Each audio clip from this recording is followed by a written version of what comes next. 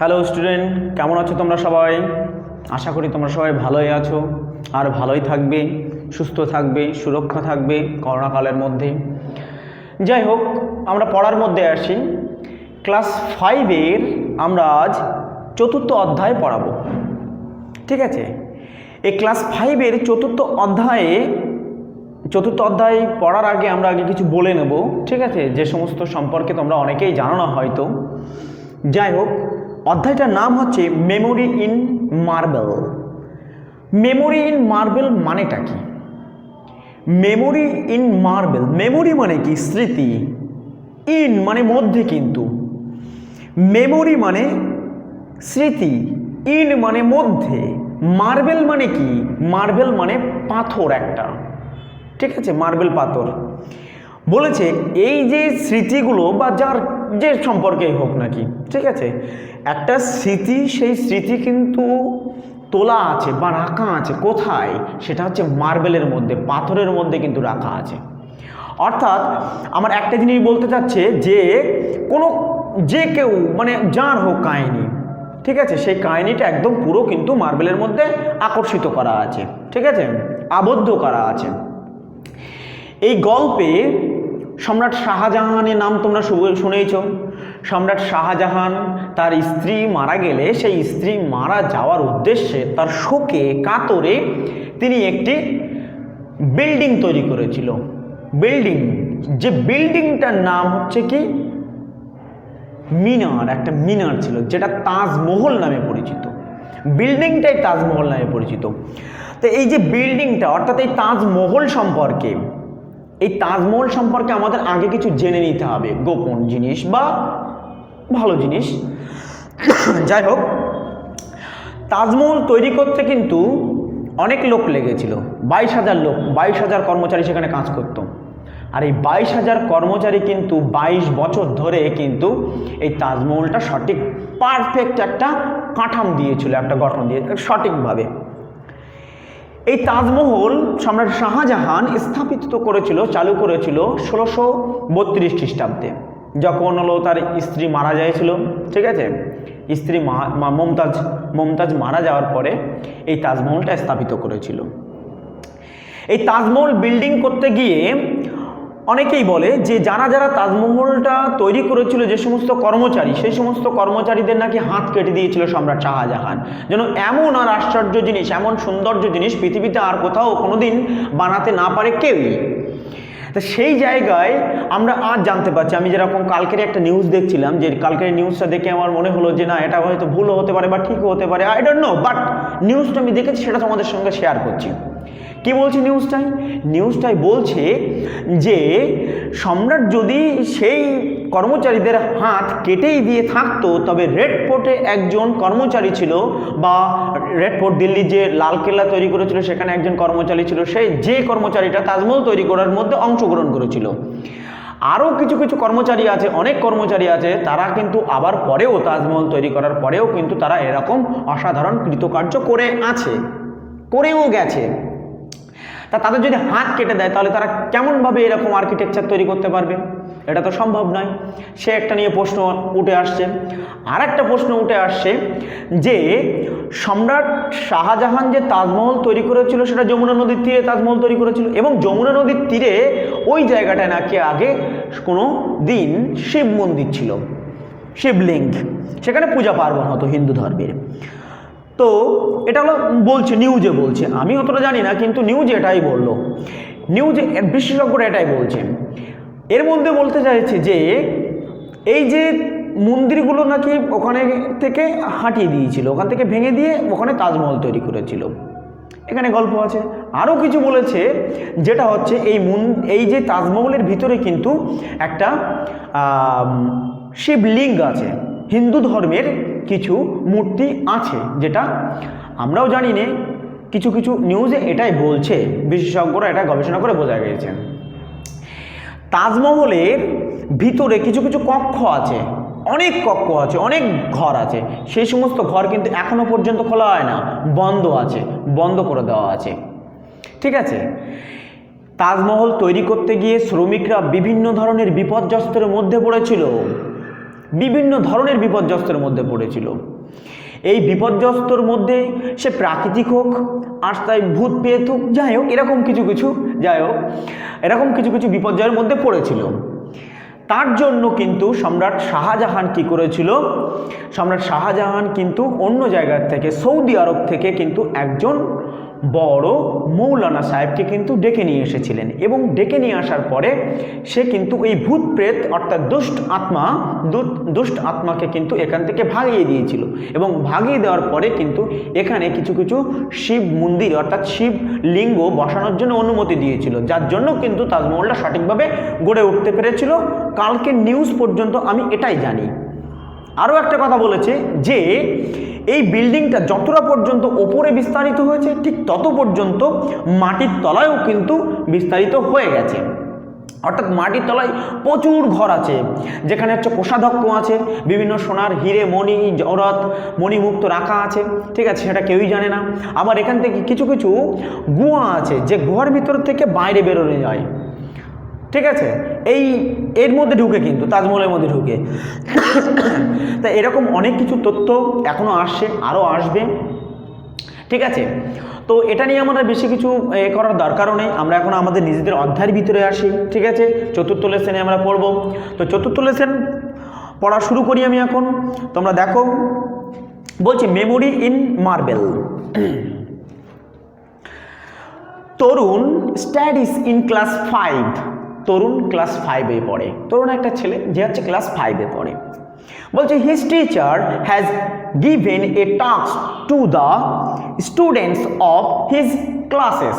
তার ক্লাসের ভিতরে তাদের শ্রেণীকক্ষের যে শিক্ষক মহাশয় ছিল, সেই শিক্ষক মহাশয় তাদেরকে একটা কাজ দিল, টাস্ক, TASK, টাস্ক মানে কিন্তু একটা কাজ। যে কাজটা দিল তাদের শিক্ষক মহাশয়, যে এই কাজটা আমার করে দিতে হবে, শিক্ষক মহাশয় স্টুডেন্টদেরকে দিল। তারপর কি বলেছে, বলছি he has told them to write a paragraph on the Taj Mahal. তাদেরকে কি কাজ দিল, তাজমহল সম্পর্কে একটা প্যারাগ্রাফ, একটা অনুচ্ছেদ রচনা লিখতে বলল তাদের শিক্ষক মহাশয়। বাট কিন্তু Tarun does not know much about, much মানে অনেক বেশি, মাস অ্যাবাউট মানে সম্পর্কে, বলছে much about the Taj Mahal. Tarun এই তাজমহল সম্পর্কে বেশি কিছু জানে না, তরুণ অল্প কিছুই জানে। তরুণ বলছে যে আমি অনেক কিছুই জানি না, কিন্তু আমি অল্প কিছু জানি তাজমহল সম্পর্কে। তারপর বলছি he only knows that it is a beautiful monuments situated in Agra. সে জানে যে একটা অসাধারণ সৌন্দর্য জিনিস, অসাধারণ স্মৃতিসৌধ, যেটা হলো আগ্রায় স্থাপিত হয়েছে। বলছে যাই হোক, he came back home in the evening and asks his grandfather. যাই হোক, সে বাড়ি ফিরে আসলো সন্ধ্যাবেলায় এবং তার গ্র্যান্ডফাদারের কাছে জিজ্ঞাসা করলো যে ঠাকুরদা, এই তাজমহল সম্পর্কে আমাকে একটু তোমাকে বলতে হবে, আমি তাজমহল সম্পর্কে শুনতে চাই। তারপরে বলছে grandfather can you tell me something about Taj Mahal. বলছে তুমি কি আমাকে বলতে পারো তাজমহল সম্পর্কে বেশ কিছু তথ্য। ঠাকুরদাকে বলছে তরুণস গ্র্যান্ডফাদার, তরুণস অ্যাপোস্ট্রফিস এস মানে তরুণ এর, কিন্তু তরুণস মানে তরুণ এর, গ্র্যান্ডফাদার মানে ঠাকুরদা ওয়াজ এ রিটায়ার্ড টিচার ছিলেন, ঠিক আছে, অবসরপ্রাপ্ত একজন শিক্ষক ছিলেন তরুণের ঠাকুরদা। He knew a lot about this beautiful monuments. সে জানতো এই বিউটিফুল মনুমেন্ট সম্পর্কে, অর্থাৎ এই অসাধারণ সৌন্দর্য যে স্মৃতিসৌধ আছে সেই স্মৃতিসৌধ সম্পর্কে তার ঠাকুরদা কিন্তু জানতেন। হি স্মাইল্ড অ্যান্ড সেইড, তিনি হাসলেন এবং বললেন ওকে ঠিক আছে, ওকে ঠিক আছে, আমি বলবো তোমাকে, কিন্তু ইফ যদি ইউ প্রমিস, তুমি আমাকে কথা দাও, to be a good boy, তুমি একটা ভালো ছেলে হবে। ওকে ঠিক আছে, আমি তোমাকে বলবো, এই গল্পটা আমি তোমাকে কেন বলবো না, অবশ্যই বলবো, বাট কিন্তু আমাকে প্রমিস করতে হবে, তোমাকে কথা দিতে হবে, আমাকে প্রমিস করতে হবে। কিন্তু ঠাকুরদা বলছে তরুণকে যে তুমি একটা ভালো ছেলে হবে, তবেই আমি কিন্তু এই গল্পটা বলবো।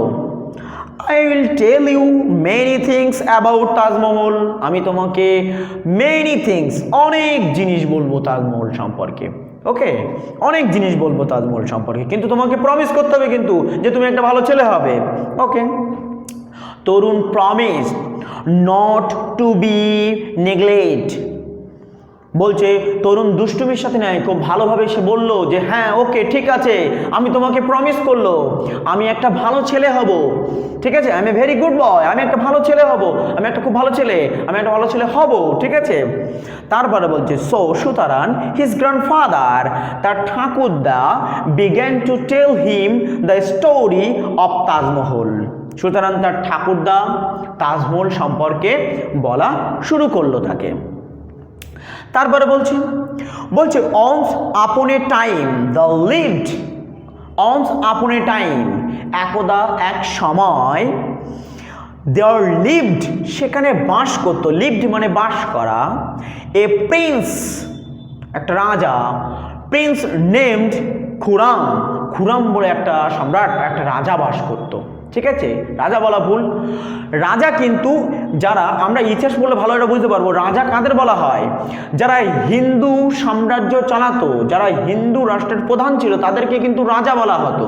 অর্থাৎ কি, যারা হিন্দুদের থেকে কোনো বিশেষ ব্যক্তিকে সিলেক্ট করে বসানো হতো বা যার সাম্রাজ্য ছিল সেটাকে কিন্তু রাজা বলা হবে, সেই জায়গাটাকে। কিন্তু মুসলমানদের বলা হবে কিন্তু কি, মুসলমানদের কিন্তু সম্রাট বলা হবে। এই দুটো কিন্তু আলাদা জিনিস, আর রাজা আলাদা, সম্রাট আলাদা। রাজা হলো হিন্দুদের হয় আর মুসলমানদের কিন্তু সম্রাট হয়, ঠিক আছে। এইবার বলছে he was the son of Jahangir, সে ছিল জাহাঙ্গীরের সন, পুত্র ছিল, অ্যান্ড এবং দ্য গ্র্যান্ডসন অফ আকবর, এবং আকবরের কি ছিল, গ্র্যান্ডসন ছিল, নাতি ছিল, দ্য গ্রেট মহান আকবর নাতি। বলছে একদিন খুরাম মিনা বাজার গেল তার বন্ধুদের সাথে। দেয়ার হি কট এ গ্লাভ অফ অ্যান্ড কি এক্সট্রিমলি, এক্সট্রিমলি, এক্সট্রিমলি মানে কি, এক্সট্রিমলি বিউটি, অসাধারণ সৌন্দর্য, তাহলে অসাধারণ সুন্দরী গার্ল, বলছে এক্সট্রিমলি বিউটি গার্ল, মানে অসাধারণ সুন্দর একটা মেয়েকে দেখতে পেল সে। বলছে হু, যে কিনা ওয়াজ সেলিং, সেলিং মানে কি, সেলিং মানে কিন্তু বিক্রি করা, ঠিক আছে, সেল করছিল।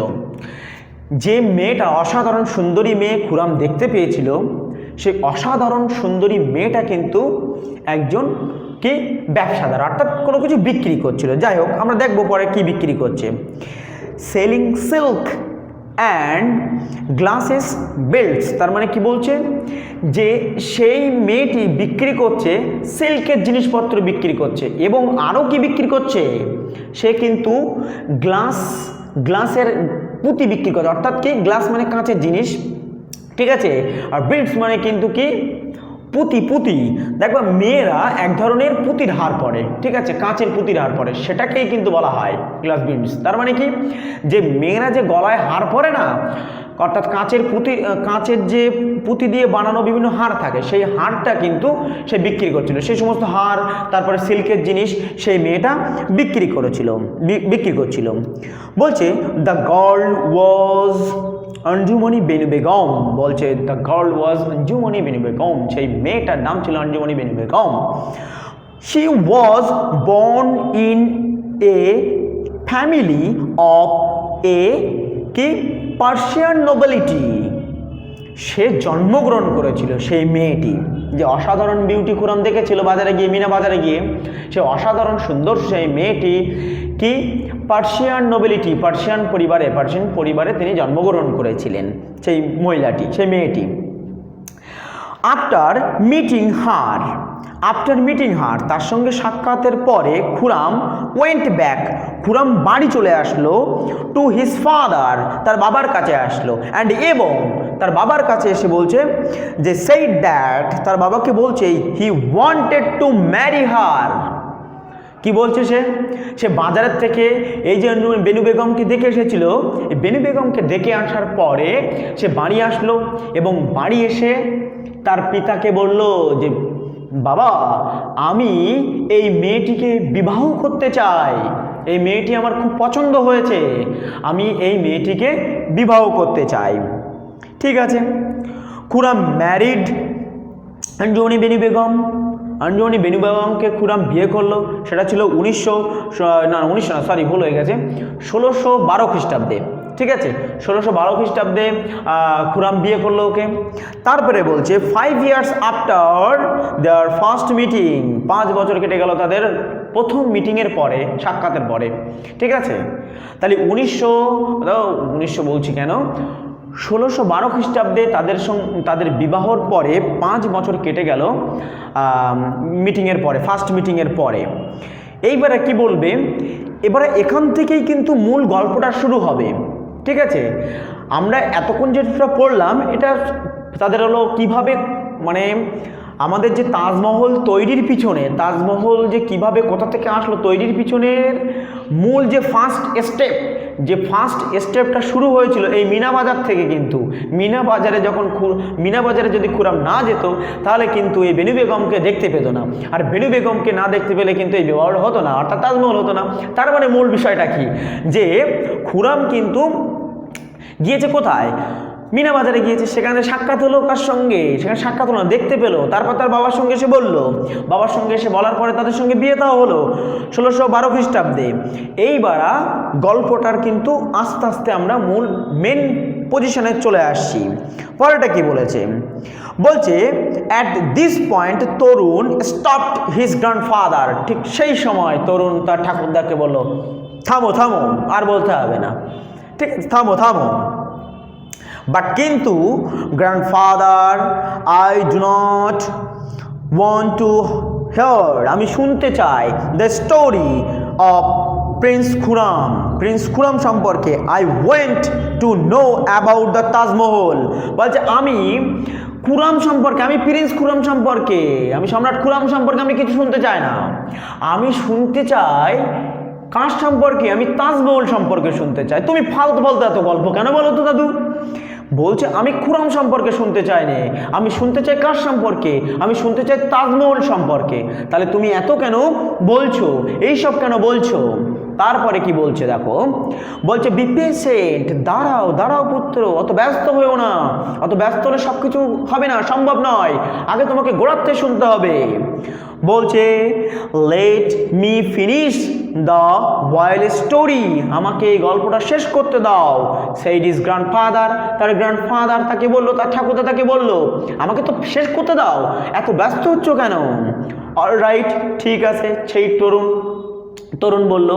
তাহলে আমরা এই পর্যন্ত যেটা পড়লাম, যে কোথার থেকে তাজমহলের সৃষ্টি হয়েছিল, আমাদের কিন্তু এখনো মূল পাঠটা বাকি আছে, যে তাজমহল কোথার থেকে শুরু হয়েছে সেই সম্পর্কে কিন্তু আমাদের বলেছে। অর্থাৎ খুরম যে কোথা থেকে মিনা বাজারে গেল, মিনা বাজারে গিয়ে ওই মেয়েটার সঙ্গে দেখা হলো, এই সমস্ত সম্পর্কে। কিন্তু তরুণ কিন্তু এই বিষয় সম্পর্কে ইন্টারেস্ট নয়, তরুণ কিন্তু তাজমহল সম্পর্কে বেশি ইন্টারেস্ট দেখাচ্ছে। তারপর বলছে হিজ গ্র্যান্ডফাদার, তার ঠাকুরদা কন্টিনিউড উইথ দ্য স্টোরি, সেই গল্পটা বলা শুরু করল। তারপর বলছে প্রিন্স খুরম ওয়াজ letter new as Shahjahan. Prince Khurram কিন্তু পরে পরিচিত হলো কি সম্রাট শাহজাহান নামে। তাহলে প্রিন্স খুরম পরে কি নামে পরিচিত হলো? পরে সম্রাট শাহজাহান নামে কিন্তু পরিচিত হলো। বলছে he became the empire in the year 1628, সে সম্রাট হয়েছিল 1628 সালে। তাহলে 1628 খ্রিস্টাব্দে কিন্তু প্রিন্স খুরমের থেকে চলে আসলো কিসে? প্রিন্স খুরমের থেকে কিন্তু সম্রাট শাহজাহানে চলে আসলো। কিসে চলে আসলো? সম্রাট শাহজাহানে চলে আসলো। কে সে সম্রাট শাহজাহান? আকবরের নাতি, ঠিক আছে, আকবরের গ্র্যান্ডসন ছিল কে? প্রিন্স খুরম, অর্থাৎ কে? সম্রাট শাহজাহান। বলছে তাহলে কি বলছে? বলছে he became the emperor in the year 1628, সে সম্রাট হলো 1628 সালে। তারপর Anjumoni Benu Begum was later remind as Mumtaz Mahal. তারপরে কি বলছে? ওই আঞ্জুমনি বেনু বেগম কিন্তু আর আঞ্জুমনি বেনু বেগম আর থাকলো না, তারও কিন্তু নাম চেঞ্জ হয়ে গেছে। যখনই প্রিন্স খুরামের থেকে সম্রাট শাহজাহান চলে আসলো, তখনই কিন্তু আঞ্জুমনি বেনু বেগমের থেকে কিসে চলে আসলো? কি? মমতাজ মহলে চলে আসলো। ঠিক আছে, এইবার আমরা এর লাস্ট পার্টটা পরের একটা ভিডিও তোমাদের বলে বোঝাবো। ঠিক আছে, আজ এই পর্যন্তই, পরেরটা তোমরা দেখে নেবে, অবশ্যই ভালো লাগলে বলবে। আর এই যে পার্ট পর্যন্ত, এই যে মুমতাজ মহল কেন কি করে হলো, এই পর্যন্ত যদি তোমাদের পছন্দ, মানে যদি কোনো সমস্যা থাকে, এর ভিতরে যদি কোনো সমস্যা থাকে, কোনো এনি প্রবলেম, তো ইউ ক্যান টেল। ঠিক আছে, ওকে, বাই, গুড বাই, ভালো থেকো, ওকে, গুড বাই।